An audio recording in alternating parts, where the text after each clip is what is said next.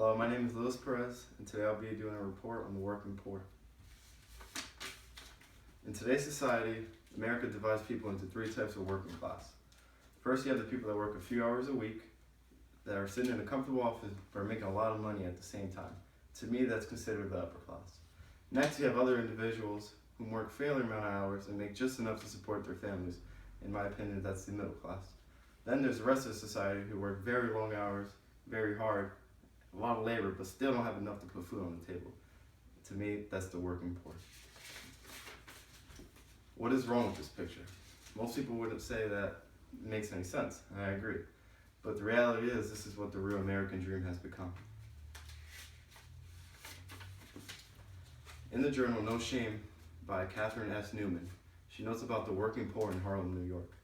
This is a journal about a short info page in which she mentions that many people in the inner cities are working very hard because they can't find jobs. But when they try to find jobs, it becomes very difficult and mostly end up like in fast food places like Burger King or McDonald's, etc.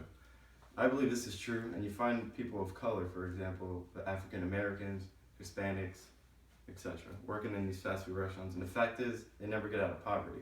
These people are never going to be able to have decent jobs or diets, healthcare, childcare, things like that. But even at fast food, many people can't get jobs at this point because of how many people are looking for jobs and how the economy is today. Are the working poor in lousy jobs or lazy workers by John D. Angelo? This is another article I read and I find very interesting.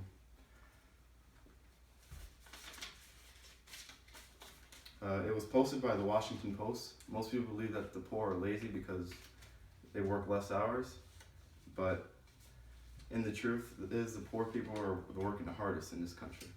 Most people believe that working longer hours could get them out of poverty, even if they work longer hours and are there overtime and things like that. They might have enough to get by, but working paycheck to paycheck, but they won't be able to get out the poverty state. The real reason these people are in poverty is because their jobs don't pay them enough. And most of the time, it's not a full-time job. My next question was, what if we would raise the federal minimum wage to $9.50? Would that really help the working poor? I feel the reason the minimum wage fails is because many people in this country don't work. Others say that by increasing the minimum wage criteria, even for the most simple job, won't be able to get by that. Many with low skills and other things like that won't be able to attain them. The result is that even if you were to change the minimum wage to $7.25 to $9.50, you won't be able to get out of the poverty rate. And I agree. Another thing I want to talk about is the college access for the working poor. Financial aid in college is hard, but who qualifies? I mean, it's not hard, but who qualifies? In order for you to receive financial aid, you have to be a person of not working or have a very low income. I feel the best way out of poverty is having a higher education. A lot of people agree with me, but even college is very expensive for the working poor. Even going to a community college is expensive. Many of the young people of these young families have to work many hours and help out their families, therefore they can't find the time or even money to go to college. So who are the working poor? It's another journal in 1994 when Clinton was still president. He created a worker security that was going to get people out of poverty by increasing their earned taxes, minimum wage, things like that, as far as education training as well. First, he had to calculate which people were considered the poor and also calculating the working poor. Also, those who lived alone or have a family. Then he had to include the single parents and the people with disabilities. These are the real working poor, and they still did what they have to do to get ends meet on the table. In the end, nothing came out about that. Everyone just restayed as the working poor. The problem is, in my opinion, that there are working poor who are working at the fast food restaurants and are never going to get out of poverty, no matter what. Most people believe that because living in a larger city, you could find a good job anywhere. It shows how people that face poverty or unemployed issues become difficult for them to find a simple job like Burger King, in my opinion. It doesn't matter how long you work when you are in poverty. You always stay there if you stay at that level. Even if you save up money, it still won't be enough to get out of poverty. Most importantly, it's just not the people who lack education that are facing these poverty rates. Many are going to college, they go to college, and they lose a job and they're now unemployed. Now they can't find a job. And because of that, they're still facing the poverty phase. Also, disabled people and young adults who are also going through the working poor phase. As I read these articles, I found many things that I agreed with and disagreed with.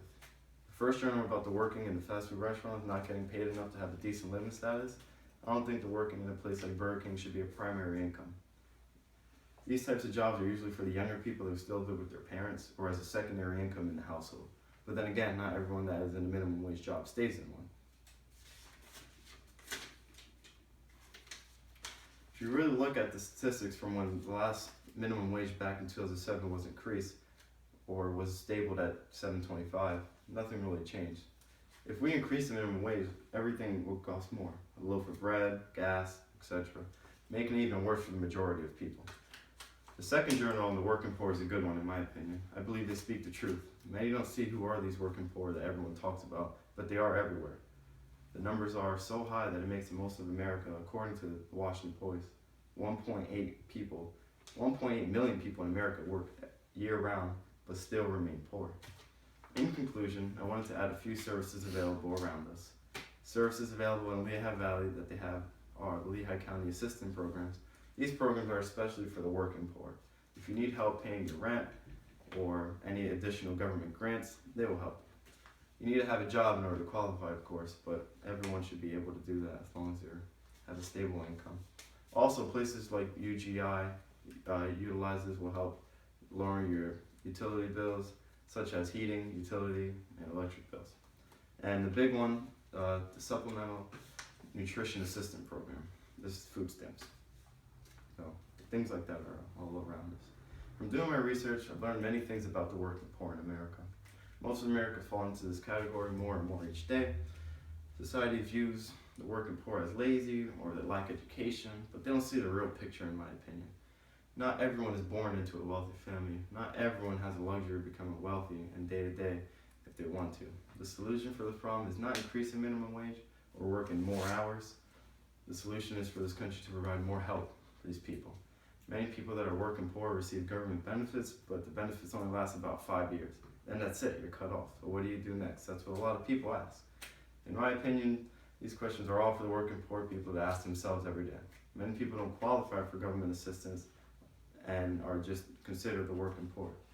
And that's just the truth behind it. The main reason they stay working poor, and that's about it.